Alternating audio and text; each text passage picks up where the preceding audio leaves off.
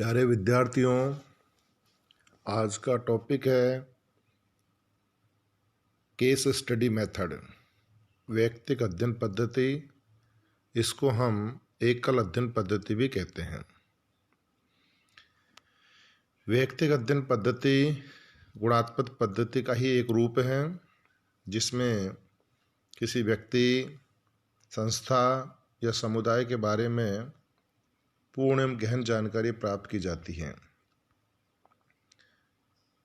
वैयक्तिक अध्ययन पद्धति का प्रयोग प्राचीन काल से ही होता आ रहा है। प्राचीन भारत समय में इतिहासकार प्रसिद्ध ऐतिहासिक पुरुषों के जीवन वृत्तांत में महत्वपूर्ण घटनाओं के उल्लेख के लिए करते थे। समाजशास्त्र में वैयक्तिक अध्ययन पद्धति का प्रयोग सबसे पहले हर्बर्ट स्पेंसर ने किया था, किंतु इस पद्धति का व्यवस्थित एवं वैज्ञानिक रूप से प्रयोग करने में चार्ल्स लिपले को है। लिपले ने फ्रांस में परिवारों के जो आय व्यय के बजट के अध्ययन के लिए इसी विधि को सहारा लिया है। वैयक्तिक अध्ययन पद्धति में हम किसी समूह, किसी संस्था, किसी परिवार, किसी व्यक्ति विशेष आदि का अध्ययन किया जाता है। इसका प्रयोग करने में हर्बर्ट स्पेंसर ने सबसे पहले किया और वैज्ञानिक रूप से इसका जो काम में लिया वो चार्ल्स लिपले है। आधुनिक समय में वैयक्तिक अध्ययन पद्धति का प्रयोग मनोचिकित्सकों द्वारा मानसिक रोगियों, अपराधियों एवं उद्दंड एवं अनुशासनहीन युवकों के उपचार हेतु किया जाता है। समाज वैज्ञानिकों ने इस विधि का प्रयोग समाज के प्रतिभाशाली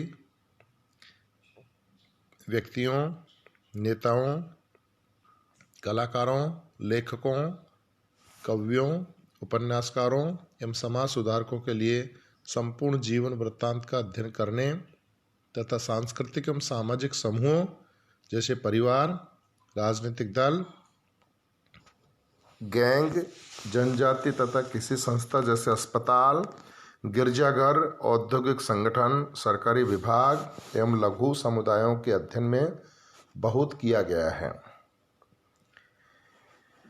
वैयक्तिक अध्ययन पद्धति में अध्ययन की जाने वाली इकाइयों के व्यक्तिगत जीवन से संबंधित गहनतम एवं गुणात्मक जानकारी प्राप्त की जाती है।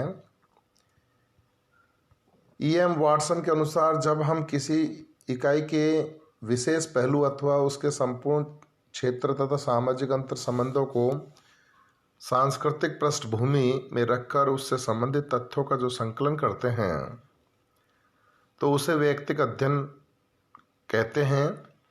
चूँकि इस विधि के द्वारा मानव व्यवहार का सूक्ष्म, गहन, विशिष्ट और विस्तृत विवरण प्राप्त किया जाता है, इसी कारण बर्गेस ने इस विधि को सामाजिक सूक्ष्मदर्शी यंत्र, सोशल माइक्रोस्कोप कहा है। हम यहाँ वैयक्तिक पद्धति के विभिन्न पक्षों पर विचार करेंगे। तो प्यारे विद्यार्थियों, ध्यान देने की बात है, यदि आपको क्वेश्चन पूछ लिया जाए कि वैयक्तिक अध्ययन पद्धति को सोशल माइक्रोस्कोपी किसने कहा, तो बर्गेस ने कहा। इसके बाद है वैयक्तिक अध्ययन पद्धति का अर्थ एवं परिभाषा। विभिन्न विद्वानों ने वैयक्तिक अध्ययन पद्धति को इस प्रकार परिभाषित किया, जिसमें सबसे पहले बीसेंज और बीसेंज के अनुसार कि वैयक्तिक अध्ययन पद्धति गुणात्मक पद्धति का एक रूप है, जिसमें एक व्यक्ति, एक परिस्थिति या संस्था का सावधानीपूर्वक तथा पूर्ण विश्लेषण किया जाता है।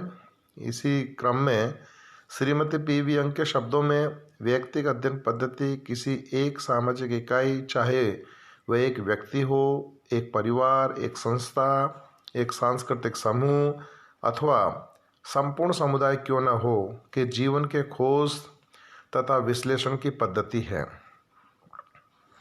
इसके बाद गिडिंग्स के अनुसार कि अध्ययन किए जाने वाले वैयक्तिक विषय केवल एक व्यक्ति अथवा उसके और जीवन की एक घटना अथवा विचारपूर्ण दृष्टि से एक राष्ट्र या इतिहास का एक युग भी हो सकता है। ओडम तथा जोचर के अनुसार व्यक्तिगत अध्ययन एक प्रविधि है जिसके द्वारा प्रत्येक व्यक्ति कारक, चाहे वह संस्था हो अथवा एक व्यक्ति या समूह के जीवन की पूर्ण घटना हो, का विश्लेषण उस समूह की किसी भी अन्य इकाई के संदर्भ में किया जाता है। सिनपाओ यंग के शब्दों में कि व्यक्तिगत अध्ययन पद्धति को किसी व्यक्ति के सूक्ष्म, गहन एवं संपूर्ण अध्ययन के रूप में परिभाषित किया जा सकता है जिसमें अन्वेषणकर्ता अपनी समग्र क्षमताओं एवं पद्धतियों का प्रयोग करता है। यह किसी व्यक्ति के संबंध में पर्याप्त सूचनाओं का व्यवस्थित संकलन है ताकि यह जाना जा सके कि वह समाज के इकाई के रूप में किस तरह कार्य करता है। इन सभी परिभाषाओं से यह स्पष्ट होता है कि व्यक्तिगत अध्ययन पद्धति के अंतर्गत किसी एक सामाजिक इकाई से संबंधित सभी पक्षों का व्यापक, सूक्ष्म तथा गहन अध्ययन किया जाता है। अध्ययन की जाने वाली सामाजिक इकाई कोई भी व्यक्ति हो सकता है, समूह, संस्था, समुदाय, जाति, राष्ट्र, परिवार, सांस्कृतिक क्षेत्र अथवा इतिहास का एक युग भी हो सकता है। अब इसके बाद है कि व्यक्तिगत अध्ययन पद्धति की विशेषताएं। विभिन्न परिभाषा के द्वारा व्यक्तिगत अध्ययन पद्धति की कुछ विशेषताएं इस प्रकार हैं, जिसमें सबसे पहले है अध्ययन की एक विशिष्ट इकाई। व्यक्तिगत अध्ययन पद्धति में अनुसंधानकर्ता किसी एक विशिष्ट इकाई का अध्ययन करता है।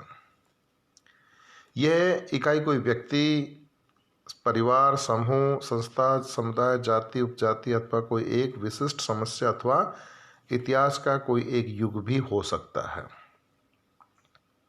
इस संदर्भ में एक बात महत्वपूर्ण है कि अध्ययन की जाने वाली इकाई छोटी होने पर उसका अध्ययन गहन एवं सावधानीपूर्वक, सुविधापूर्वक किया जा सकता है, और अगर वो इकाई थोड़ी ज़्यादा विस्तृत है तो उसका अध्ययन में थोड़ी सी गहन अध्ययन करने की क्षमता कम हो जाती है।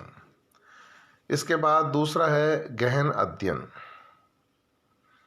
व्यक्तिगत अध्ययन पद्धति के अंतर्गत इकाई के बारे में सूक्ष्म एवं गहन जानकारी प्राप्त की जाती है। इससे संबंधित इकाई का उसके भूतकाल से लेकर वर्तमान काल तक का क्रम में अध्ययन किया जाता है। ऐसे अध्ययनों में इकाई का ऐतिहासिक अध्ययन होने के कारण समय भी अधिक लगता है और धन भी अधिक लगता है। गहन अध्ययन के लिए समस्या के सभी पक्षों एवं घटनाओं का संबंध ज्ञात किया जाता है। इसके बाद संपूर्ण अध्ययन।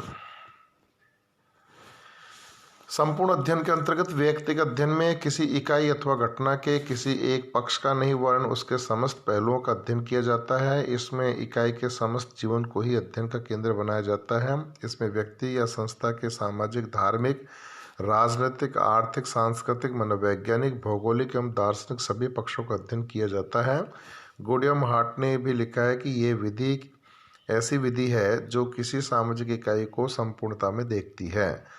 श्रीमती पी.वी. यंग ने भी लिखा है कि इसमें व्यक्तिगत तथ्यों को उनके संपूर्ण जीवन क्रम के रूप में संकलित किया जाता है। नंबर 4 है गुणात्मक अध्ययन। इस विधि में इकाई के संदर्भ में गुणात्मक तथ्यों का अध्ययन किया जाता है, न कि संख्यात्मक पक्ष का। दूसरे शब्दों में इकाई के बारे में आंकड़ों और संख्या का कोई ध्यान नहीं दिया जाता।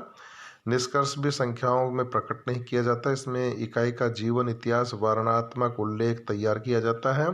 इसमें व्यक्ति के जीवन की घटना, प्रेरक तत्वों, आशाओं एवं आकांक्षाओं आदि का अध्ययन किया जाता है, जिन्हें संख्याओं में प्रकट नहीं किया जाता, उनके गुणों के आधार पर प्रकट किया जाता है। इसके बाद कारकों का अध्ययन। व्यक्तिगत अध्ययन पद्धति में किसी इकाई या समस्या को प्रभावित करने वाले कारकों एवं परिस्थितियों का पता लगाया जाता है। किसी ऐतिहासिक घटना के घटित होने के पीछे कौन कौन से कारक हैं, उत्तरदायी, उनको प्राप्त किया जाता है। व्यक्ति के जीवन को एक विशिष्ट मोड़ देने में कौन से कारक प्रेरणादायक रहे हैं, उनका पता लगाने इस विधि का प्रमुख विशेषता रही है। इसके बाद संपूर्ण पद्धति का प्रयोग। इस अध्ययन विधि में संपूर्ण अध्ययन पद्धति का सहारा लिया जाता है, जिससे कि अध्ययन में गहनता आती है तथा अनुसंधानकर्ता की कुशलता में वृद्धि होती है। गोडियम हार्ट लिखते हैं कि विभिन्न प्रकार के ऐतिहासिक तथ्यों को प्राप्त करने में व्यक्तिगत अध्ययन पद्धति के अंतर्गत अध्ययनकर्ता संगठन के द्वारा प्रयोग में ली जाने वाली सभी प्रविधियों साधनों जैसे गहन साक्षात्कार, प्रश्नावली, आत्म इतिहास प्रलेख, अन्य व्यक्तियों के द्वारा व्यक्तिगत अध्ययन पत्र आदि का प्रयोग किया जा सकता है। धन्यवाद छात्रों। जय हिंद, जय भारत।